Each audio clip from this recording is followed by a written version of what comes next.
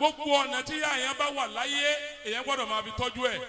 arákùnrin fẹjọ́ ìyá rẹ̀ sùn ànábì. ìnàlí ó ní wa mo níyà ó ní àmọ́ ìyá yìí gbogbo àrísìkí tí mo ní ni mo ń ná lé lórí. wáyà tuntun ní bilisani àmọ́ ìyá yìí a tún máa wá fẹnubà tèmi jẹ́ kódà mo káàkiri ayé wọ́n ní ìyá yìí ní í ṣe mí. kayfa sinawu. ọmọ yìí ní rí ànábì kí ni kí n ṣe ń sá lọ fún ìyá náà ni àbí má tọ́jú ẹ̀ mọ́. adi akọha. ó ṣe ńlá ní adi akọha ó ní máa tọ́jú ìyá rẹ̀ dáadáa tọ́jú ẹ̀ ju gbogbo dúkìá tó ní lọ. fawallahi.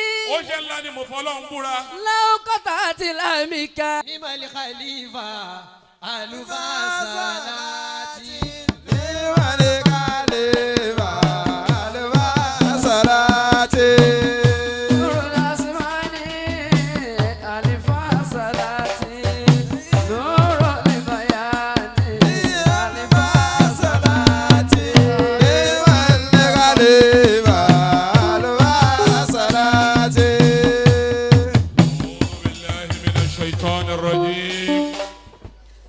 بسم الله الرحمن الرحيم.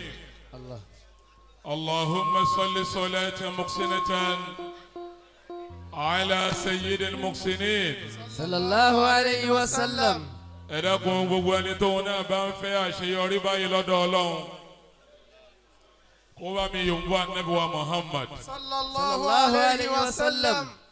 àṣẹkùnbọ̀ àsálàtù kó lọ bá Maulana Sheikh Ahmad Arifayin Dasalati Sheikh radiyallahu ta'ala anhu. àti àwọn àlùfáà àwọn àtòhun bí wọn Maulana Sheikh Adam Abdullahi Al-Aluri radiyallahu ta'ala anhum. àfa Tajul Adabi waradu anhum. gbogbo wọn bí Ọlọ́run yá fi wọn Maulana Nakib Al-Ashraf wa'adalahu jannati tajri min tahtiha al-anharu. àlékún àná Ọlọ́run fún Maulana Sheikh Kamaluddin Al-Adabi khalidina fiha abadan zalika al-fawzul azim. bisimilahi kul huwa Allah.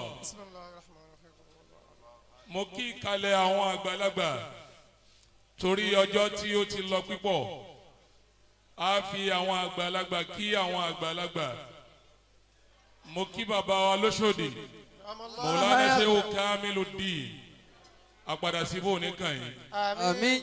oore ńlá lè ṣe fún wa ẹni bá fún yẹn lọ́mọ oore ńlá ló ṣe fún yẹn ẹ̀yin ni khairul anawa gbogbo tí ń jẹ́ yàrá yẹ Ọlọ́run níjó jẹ yín. àmín. mo kí ìjọba Maulana Sheikh Ahmad Al-Labi adamallahu ayatahu. mo bá wọn tó bí yín mo fi wọn kí yín aṣọ yín ara yín Ọlọ́run níjó fàyà. àmín. mo fi bàbá wa àgbà adánlá adamallahu hayatahu. ẹ dákun mo fi kí gbogbo ẹ̀yin afá mi náà pátá tẹ wà níkàlẹ̀ torí ọjọ́ tó ti lọ. mo wá bọ́ sí ọ̀dọ̀ dókítà wa ambassadọ wa Sheikh Ahmad Ọlánrewájú Al-Fulani adamallahu ayatahu. ọba tó gbé yín kalẹ̀ fáyé nídùnnú Ọlọ́run ló mọ iye àwọn tó wà lábẹ́ ilé wọn lónìí tí wọ́n ràn kàn mọ́nú ayé tí wọ́n ti já kàn tó jẹ́ pé àlùbáríkà yẹn náà fi wà nínú ilé wọn. Allah. Ọlọ́run ló mọ iye àìmọye ọmọ tó wà ní institution tí ò ràn kàn rú ẹ̀ tó jẹ́ pé dùnnú yín ló fi débẹ̀. Allahu akbar. ọlá òun ló mọ iye àwọn tó ti jẹ gbèsè tó jẹ́ àlùbáríkà yẹn ni wọ́n fi rí san. bàbá Al-Fulani òun ló dúró lẹ́nu ọ̀nà mọ́sálásí yẹn ẹ dáwó jọ fún kó fi jẹun òun náà ò jẹ́ bẹ́ẹ̀ Ọlárewájú kò ní jẹ́ tiyín láéláé. amina. gbogbo wa tó bá ṣàmì fún wọn wọn náà ní máa padà sí ibú. amina. ọjọ́ ti lọ pípọ̀ mo kí àfa wa Waladun Niyaz adamallahu ayatahu. Ujubatu Saman mo sì kí ìyàwó wọn bákan náà ni mo kí ìyàwó àgbà tí wọ́n bí Waladun Niyaz. adamallahu ayatahu. mo kí Waladun Niyaz torí ohun tó tọ́ fún àfa wa Ujubatu Saman adamallahu ayatahu. àfa wa Waladun Niyaz ẹ ní nǹkan méjì tó yẹ kẹ́ máa ṣe tó ju méjì péré lọ méjèèjì náà ujubatu saman ọlọ́run ọba ló wí nínú alukurahani wípé anishikuruli waliwalidẹ kailayi almasi. ووصينا الإنسان بوالديه. àbáwá ujubatu saman oníyẹyìn kò sẹ́ni tó jẹ́ òyìnbí tó ju àwọn òbí yín méjèèjì lọ bàbá rẹ̀ ló bí yín àtìyá rẹ̀. ووصينا الإنسان بوالديه. àná yẹyìn ìwòye ìṣirè tá a wá sílé àbàǹbàjì rinlé tí àwọn tó lọ Àbújá nítorí rẹ̀ ṣe fáàrí ọlọ́run kọ fún yín nídìí alukurani kò sẹ́ni tó yẹ kẹ́ ẹ dúpẹ́ fún tójú ọlọ́run àtìyá tó bí yín lọ. ووصينا الإنسان بوالديه. ẹni tó yẹ ká dáná pé òní fún tó yẹ ká dá aṣọ pé òní fún káwé gèlè ọpẹ́ òní fún ìyá tó bí àfa àwa wà ládùn ní á sì ní èyí. حملته أمه وهنا على وهن. kò sí bá àfa ẹni ṣe lè níjà lálà tó bí yẹn ẹni bá ti ba yé ẹni jẹ́ yàrá àfa yẹn ò lè yí kádàrá yẹn dà sí dáadáa. الله أكبر tó o bá fẹ́ mọ̀ bẹ́ẹ̀ ṣé bí Fíráúnà ló tọ́ ànábì Musa عليه السلام ṣé bá ànábì Musa ló tọ́ Musa Sámìríyù ànábì Ọlọ́run ṣe tọ́ Sámìríyù tó yẹ lérí ibú Fíráúnà ṣe tọ́ Musa tí Musa di èèyàn. حملته أمه وهنا على وهن. ìyá tó bí Musa Sámìríyù ti fẹsẹ̀ kọ́ lọ́dọ̀ ọkọ rẹ̀ Ọlọ́run ti wá ṣépèlé ya rẹ̀ pé kò ní jẹ wọn mọ́ Musa gbìyànjú lórí Musa Sámìríyù ànábì Ọlọ́run ló tọ́ síbẹ̀síbẹ̀ ó dé lérí ibú gbẹ̀yìn ayé ni. حملته أمه وهنا على وهن. àwọn ẹ̀wọ̀n Fíráúnà eléri ibú ni lànàtúláyé aléyìn òun ló tọ́ ànábì wa Musa dèèyàn láyé wọ́n gbọ́n sánmà bẹ́yẹn bá wá fẹ́ máa dúpẹ́ òní ìyá tó bí wọ́n ládùn nìyá sílùú yẹ kí egbò wa máa kí torí àmọ́ láti wù ú mú hù. وهنا على وهن. wọ́n ládùn nìyá tí yàyín bá ti fi ìgbónára tó ti fọwọ́ yín méjèèjì jóná ọwọ́ wo lẹ́bi máa ṣàṣà ládùn lónìí. وفصاله في عامين. ọmọ kan bẹ ìyá rẹ̀ ló bá yé rẹ̀ jẹ́ tí gbogbo ayé bá fẹ́ fi tó máa fẹ́ fẹ́ use and drop ni tẹ́lẹ̀ bá lò díẹ̀ yóò filẹ̀ eléyìí tó wá pè ké wáyà yẹn o adùnbẹ̀ lára ọmọ òun tẹ́lẹ̀ yìí náà bá rí yóò mú yóò filẹ̀ wọ́n wá gbọ́ wípé ìyá rẹ̀ ti ya aṣọ mọ́ bàbá rẹ̀ lọ́rùn rí. الله أكبر وفصاله في عامين. wọ́n lọ́dún nìyàs ìyá tó bí yóò gbé yín kiri fódìdí ọdún méjì lẹ́yìn tẹ́ lóṣù mẹ́sàn-án nínú inú. أن اشكر لي ولوالديك إلي المصير. Ọlọ́run ní gbogbo ọmọ tó bá fẹ́ ṣàṣeyọrí má dúpẹ́ fẹ́nìkan o èmi Ọlọ́run ní kó o dúpẹ́ fún àtìyá rẹ̀. إلي المصير. tọ́lọ́n bá sọ̀rọ̀ ara rẹ̀ lọ títí yóò tún dá padà sọ́dọ̀ àwọn òbí wa ó ní wa qada rabbuka alla ta'budu illa iyyahu وبالوالدين إحسانا إما يبلغن عندك الكبر أحدهما أو كلاهما. ẹ máa dúpẹ́ lọ́wọ́ ìyá yẹn ní gbogbo ìgbà àwọn ni kẹ́ ẹ máa ṣẹ̀yẹ fún ẹ máa gbé wọn ga ẹ tún máa gbé wọn tóbi àfààní Abu Hurrun. أبوك أبور وأمك أورة.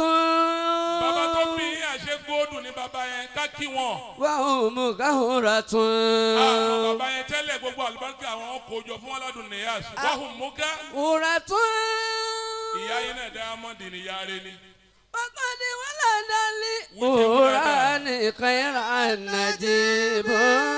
nígbà táwọn méjèèjì ó wá bímọ Ujubatu Saman wọn wá bí ọmọ tó ya ayé lẹ́nu kí lọ́jọ́ orí yín tẹ̀ ń dára lálá báyìí àwọn tó jù yín lọ́wọ́ àbí tí wọ́n ti ń pàṣẹ mọ́tò rònà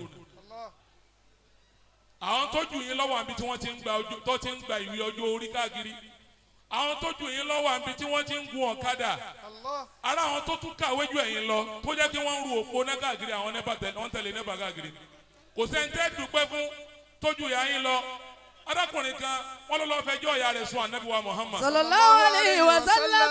ó ní nàlí. walidatun afiqu alayha wa hiya tusuni bilisaniha. wọ́n lọ́dún ní yẹ́sì gbogbo ọ̀nà tí ìyá yẹn bá wà láyé èèyàn gbọ́dọ̀ máa fi tọ́jú ẹ̀ arákùnrin fẹjọ́ ìyá rẹ̀ sùn ànábì. ìnàlí ó wa ní mo níyà ó ní àmọ́ ìyá yìí tún gbogbo àrísìkí tí mo ní ni mo ń ná lé lórí. wáyà tuntun ní bilisani àmọ́ ìyá yìí a tún máa wá fẹnu bà tèmi jẹ́ kódà mo káàkiri ayé wọ́n ní ìyá yìí ní í ṣe mí. kẹ́yìnbá sinamu ọmọ inú rẹ̀ ànábì kìíní kí n ṣe ń sá lọ fún ìyá náà ni àbí má tọ́jú ẹ̀ mọ́. adi akọha ó ṣe ńlá ní adi akọ̀ha ó ní máa tọ́jú ìyá rẹ̀ dáadáa tọ́jú ẹ̀ ju gbogbo dúkìá tó ní lọ. fawalahi ó ṣe ńlá ní mo fọlọ́run búra. lawukọta àti lamika. tí ìyá yìí bá gbé ẹ síta tí ń gé bá ṣe ẹran kọ̀ọ̀kan lára rẹ̀ ti fi ń dájọ́ fáwọn ẹgbẹ́ rẹ̀. máa dá ìtàrúbù akọha. kò tí ì tó ìwọ̀ tó yẹ kó o pé fún ìyá yẹn. amalimuta. ó ṣe ńlá ní ṣe wo mọ́ ni. analijanata tata keda miliumati. àlùjànnà tí gbogbo wa fẹ́ wọ abẹ́ gègé sáyà wa ló wà mo wá kọrin mẹ́rin mo fi kí wọ́n ládùn níyàs. la farihata. la farihata tadilu li afurahi fi lidati. wọ́n ládùn níyàs. la farihata. la farihata tadilu li afurahi fi lidati. orin mẹ́rin yẹn ni mo kọ fún wọn ládùn níyàsì kí n wí fún wọn ládùn níyàsì káfí máa relé tiwa afáàní kò sí ìdùnnú kan láyé tó borí ìdùnnú kí wọ́n kú yẹn kú ewu ọmọ. innal wiladata salimini asomili bati.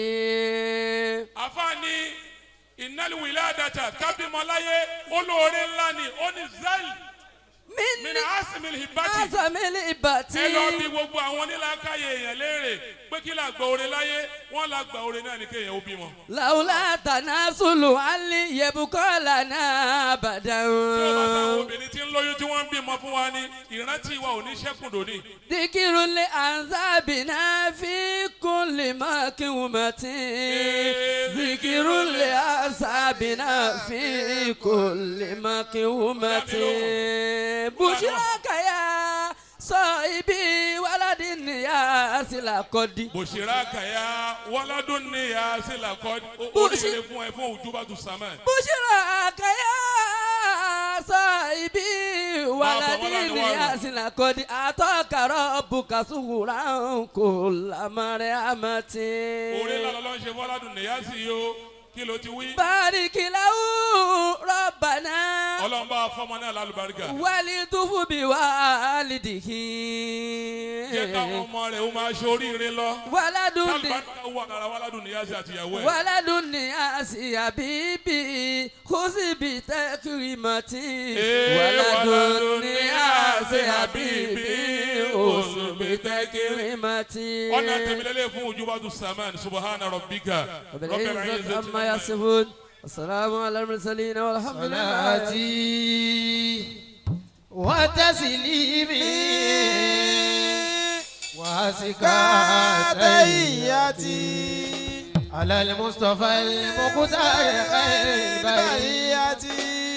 عمل صدى ambassador amalaba labẹbẹ akiwọlé àfáàgbà ní kọ̀rọ̀ bàbá wa Alfulani lọ́pṣán àwa náà lọ́lọ́run kó tì í tọ̀ báwa ṣe kẹ́ wàá lọ rẹ́ǹtì àwọn àbúrò mi tí wọ́n wàá fẹ́ tutù ni mo tiẹ̀ jẹ́rìí yín náà bàbá Alfulani ọ̀dọ̀ bàbá Alfulani là ń lọ alikọ́rọ̀ wí ẹ ti sí mi yẹ